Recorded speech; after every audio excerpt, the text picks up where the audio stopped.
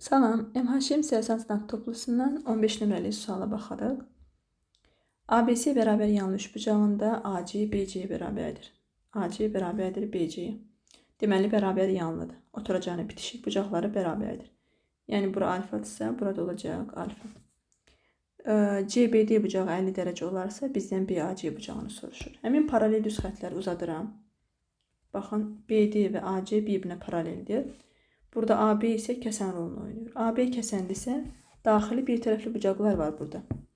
Yəni, bu bucaqla, bu bucaq daxili bir tərəfli bucaqlardır. Daxili bir tərəfli bucaqların cəmi 180 dərəcəyə bərabərdir. Alfa üstə gəl 50 bərabərdir 180 dərəcə. 2 alfa bərabərdir 130 dərəcə. Alfa da bərabərdir 65 dərəcə. Bizdən BAC bucağını, elə alfanı soruşur. Cavab olacaq C variantı.